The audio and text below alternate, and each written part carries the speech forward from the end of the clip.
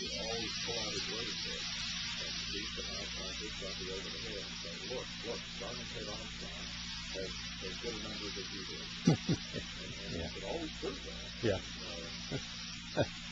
Always was putting the air people in that place.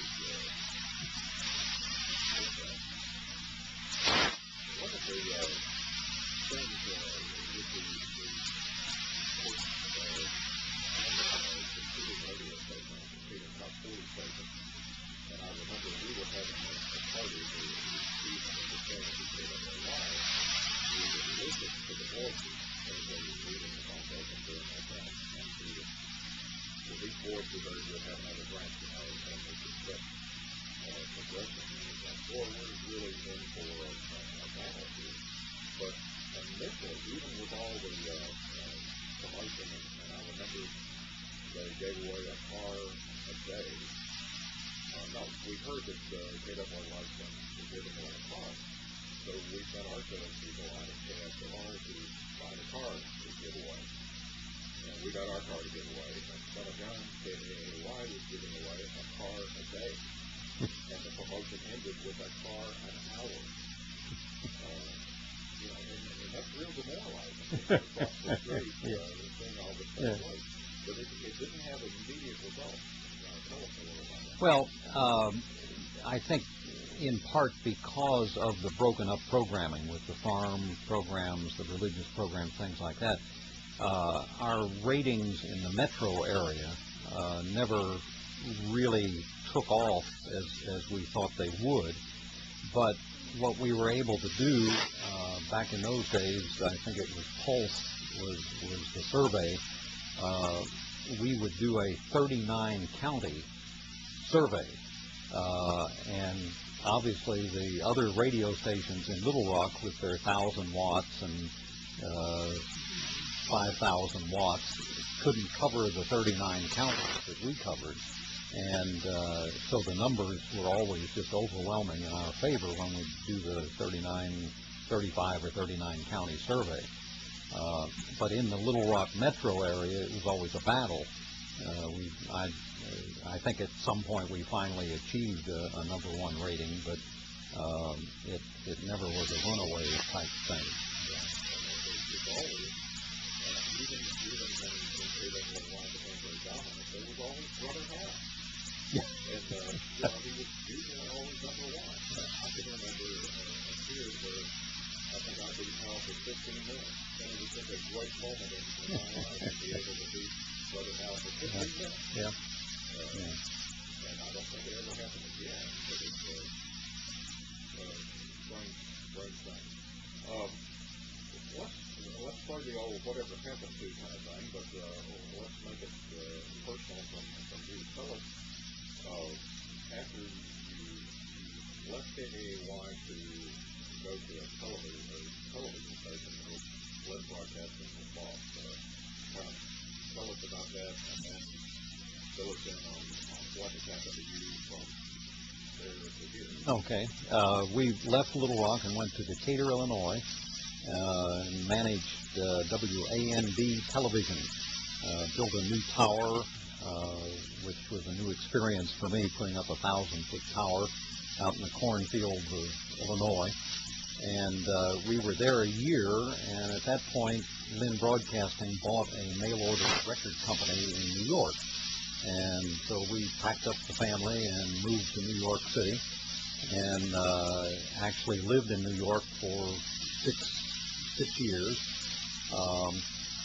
After a couple of years, Lynn Broadcasting changed hands, and I used the experience I had gained in the mail-order business to go into business for myself with 2 other partners. And we sold the records, and back in those days it was just us and Columbia House, really, selling the records on television, mostly nostalgia-type records, the great hits of the 50s, the good times in country music, classical, the great tunes of all the classical ballets and symphonies and things of that sort, selling them on television both with 15-minute programs and with 2-minute commercials. We then went on with that particular business into Australia and England and Canada, selling the records on television, and it was reasonably successful, especially in Australia. We were the only ones in Australia to, and the first ones to ever sell records on television. And a record that would sell 500,000 in the United States would sell 250,000 in Australia, with only 13 million people over there, because it was just a brand new thing. Nobody else was doing it.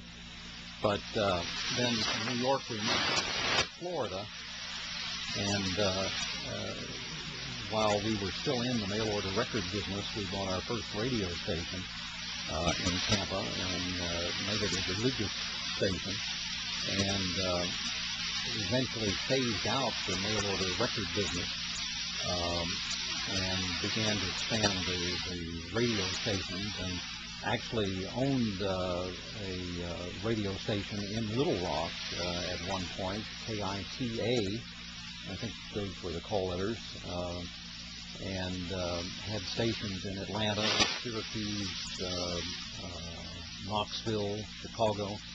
And the interesting thing is, after owning a Christian radio station for 2 years there in Tampa, my wife and I were both singing in the choir at the Billy Graham Crusade in 1979 in Tampa, and I realized I wasn't saved. And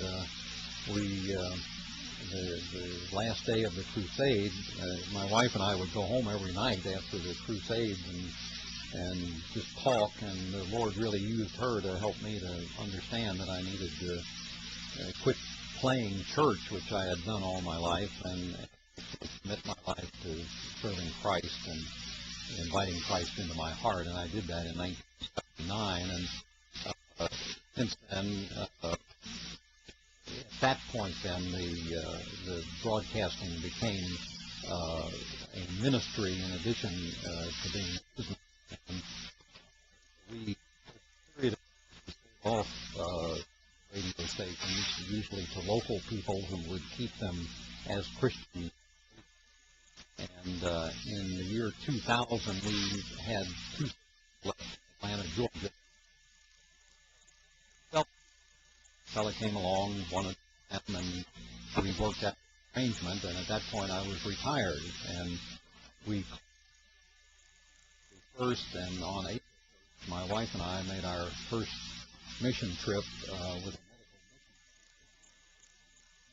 to Florida, to the Dominican Republic. And we did several mission trips. Margie and I would travel as evangelists and gophers for the medical group, and it was just a wonderful time of our life. We did trips to Suriname in South America and the Cook Islands in the South Pacific, all with this medical group. But my wife, Margie, who was an amputee, her phantom pain became so that curtailed those trips. And then the Lord provided us not only with a way to help her pain, she had a pain pump installed, and it become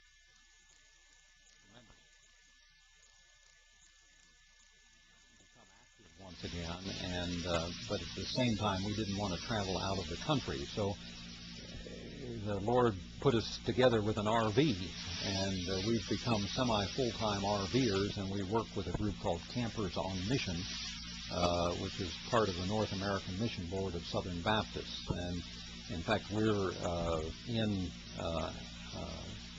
Fort Smith now for the national rally of the Campers on Mission group. There'll be RVs coming in from all over the country,